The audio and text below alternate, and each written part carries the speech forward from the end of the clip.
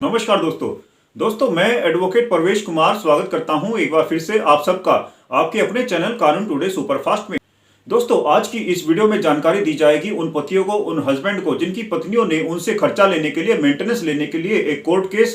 Court मुकदमा दर्ज करवा रखा है। दोस्तों भले ही आपकी पत्नी ने आपसे खर्चा लेने के लिए, मेंटेनेंस लेने के लिए भले ही 125 सीआरपीसी में कोई कोर्ट केस दर्ज करवा रखा है, या भले ही आपकी पत्नी ने आपसे खर्चा लेने के लिए, मेंटेनेंस लेने के लिए डोमेस्टिक वायलेंस एक्ट की धारा में, जी हां, घरेलू हिंसा अधिनियम में यदि आपकी पत्नी ने आपके विरुद्ध एक कोर्ट मुकदमा दर्ज करवा रखा है, तो एक पत्नी के दोबारा कोर्ट में उसके पति के विरुद्ध कोर्ट केस दर्ज करवाए जाने के बाद, कोर्ट मुकदमा दर्ज करवाए जाने के बाद, कोर्ट के दोबारा, न्यायालय के दोबारा उसके पति के एड्रेस पर, जी हां, उसके पति के पते पर कोर्ट के दोबारा सम्मन जारी किए जाते हैं, कोर्ट के दोबारा सम्मन इशू किए जाते हैं। वहीं कोर्ट के सम्मन के साथ पत्नी के दोबारा उसके पति पर लगाए गए आरोपों की एक शिकायत की कॉपी, जी हां, कंप्लेंट की कॉपी सम्मन के साथ पति के एड्रेस पर कोर्ट के दोबारा भेजे जाते हैं। दोस्तों जब एक पति के घर में पति के एड्रेस पर कोर्ट के दोबारा भेजे गए सम्मन पति को मिल जाते हैं, या पति के किसी मेल मेंबर को या पति के किसी सदस्य को कोर्ट के दोबारा जारी किए गए सम्मन रिसीव कर लिए जाते हैं, वही कोर्ट के दोबारा भेजे गए सम्मन के साथ उसकी पत्नी के दोबारा उसके विरुद्ध लगाए गए आरोपों के आधार पर जो शिकायत, जो अर्जी, जो कंप्लेंट पत्नी के दोबारा कोर्ट में दाखिल करवाई जाती है, दोस्तों उस कंप्लेंट की, उस शिकायत की एक कॉपी सम्मन के साथ पति के एड्रेस पर कोर्ट के दोबारा भेजी जाती है। वही दोस्तों जब कोर्ट के द्वारा भेजे गए सम्मन एक पति के द्वारा रिसीव कर ले जाते हैं, तो इसके बाद पति की यह जिम्मेवारी बन जाती है, यह रिस्पॉन्सिबिलिटी बन जाती है कि उस सम्मन में लिखी गई, बताई गई तारीख पर, जी हां, कोर्ट के द्वारा पति के नाम पर जारी किए गए सम्मन में जो तारीख, जो डेट मेंशन की जाती है, उस तारीख पर, उस डेट पर कोर्ट में जाना एक पति की जिम्मेवारी होती है। वहीं दोस्तों ज्यादातर मामलों में यह देखने में आता है कि ज्यादातर पति कोर्ट के दोबारा सम्मन लिए जाने के बाद भी, कोर्ट के दोबारा भेजे गए सम्मन को रिसीव कर लेने के बाद भी ज्यादातर पति लापरवाही के चलते कोर्ट में तारीखों पर नहीं जाते हैं। दोस्तों एक पति की ऐसी गलती का, ऐसी लापरवाही का खामियाजा पति को बहुत भारी नुकसान के तौर पर एक पति को उठाना पड़ सकता है। जी हाँ दोस्तों, एक पति के दोबारा की गई ऐसी लापरवाही, जी हाँ दोस्तों, एक पति के दोबारा की गई ऐसी लापरवाही उस पर बहुत भारी पड़ सकती है। जी हाँ दोस्तों, कोर्ट के सम्मन रिसीव कर लेने के बाद एक पति को या तो कोर्ट में खुद जाकर या अपने वकील साहब के माध्यम से कोर्ट में पेश होना चाहिए, हाजिर होना चाहिए। वहां पर पति को अपना पक्ष रखना होता है। पत्नी के द्वारा उस पर लगाए गए आरोपों के आधार पर जो शिकायत, जो कंप्लेंट दर्ज करवाई जाती है, उस कंप्लेंट का एक पति को जवाब देना होता है। जी हाँ, अपना जवाब दाखिल करना होता है, कोर्ट में अपना जवाब देना होता है, अपना रिप्लाई देना होता है। वहीं दोस्तों यदि कोर्ट के दोबारा सम्मन रिसीव कर लेने के बाद एक पति को पत्नी के द्वारा लगाए गए आरोपों के आधार पर कोर्ट में दाखिल की गई शिकायत की कॉपी, कंप्लेंट की कॉपी यदि एक पति को नहीं मिलती है,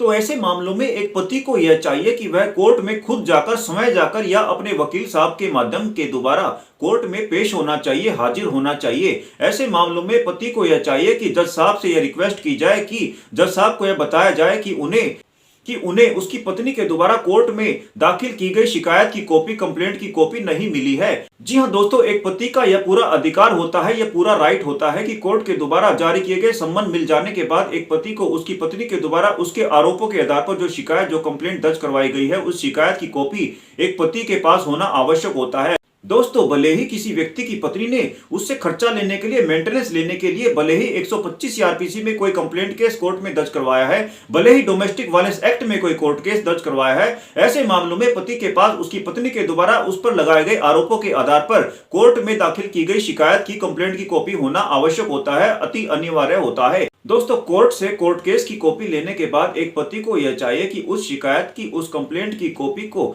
जी हां, एक वकील साहब से मिलकर के उस पति को यह चाहिए कि उस शिकायत की, उस कंप्लेंट के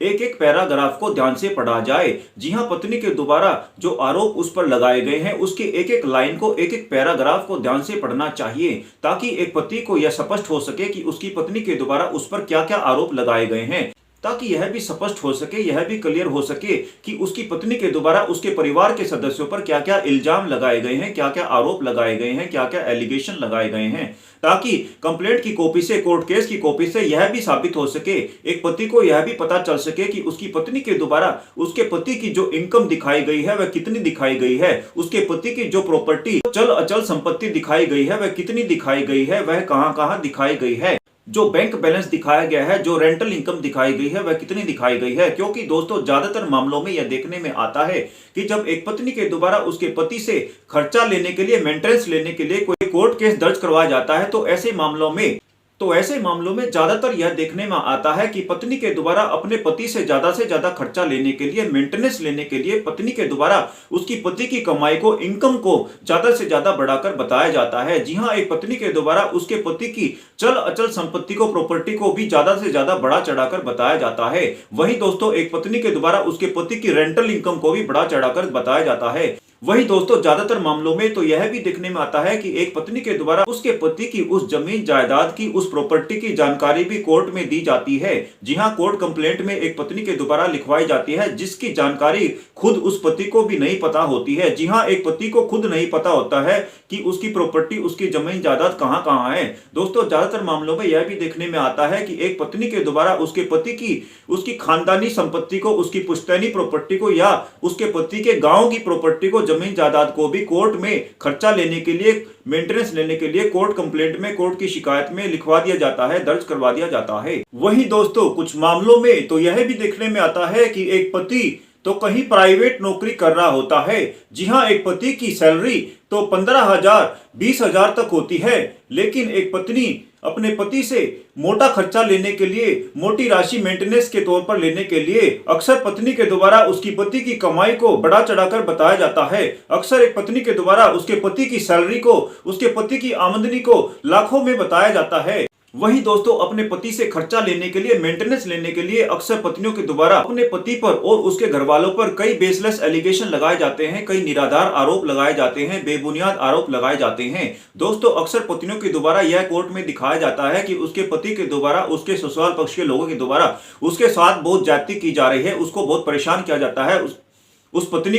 उस पत्नी के साथ बहुत टॉर्चर किया जाता है। ज्यादातर मामलों में यह भी देखने में आता है कि एक पत्नी के द्वारा उसके पति के विरुद्ध और ससुराल पक्ष के लोगों के विरुद्ध उससे दहेज की डिमांड किए जाने के आरोप लगाए जाते हैं, उससे मारपीट किए जाने के आरोप लगाए जाते हैं। वहीं ज्यादातर मामलों में एक पत्नी के द्वारा उस पति के मेल मेंबर्स के अगेंस्ट में, पुरुष रिश्तेदारों के विरुद्ध भी अक्सर कई पत्नियों के द्वारा छेड़छाड़ करने के आरोप लगाए जाते हैं। 354 की धारा भी लगाई जाती है। तो जब एक पति कोर्ट के द्वारा जारी किए गए सम्मन को रिसीव कर लेने के बाद कोर्ट में पेश होता है और जब कोर्ट में जाकर जज साहब से अपनी पत्नी के द्वारा उस पर लगाए गए आरोपों के आधार पर दाखिल की गई शिकायत की, कंप्लेंट की कॉपी लेता है, दोस्तों वहीं एक पति की यह भी जिम्मेवारी बनती है, यह भी रिस्पॉन्सिबिलिटी बनती है कि उसे उस शिकायत की कॉपी की एक एक लाइन को ध्यानपूर्वक पढ़ना चाहिए और एक एक लाइन का, एक एक पैराग्राफ का जवाब, अपना रिप्लाई कोर्ट में देना चाहिए। जी हां, अपना रिप्लाई कोर्ट में पेश होकर देना चाहिए। दोस्तों यदि आपको हमारे द्वारा दी गई जानकारी पसंद आई हो तो आपसे अनुरोध है कि आप इस वीडियो को ज्यादा से ज्यादा शेयर करें, लाइक करें। दोस्तों कानून की जानकारी वाले ऐसे ही वीडियोस पाने के लिए आपसे यह भी अनुरोध है कि आप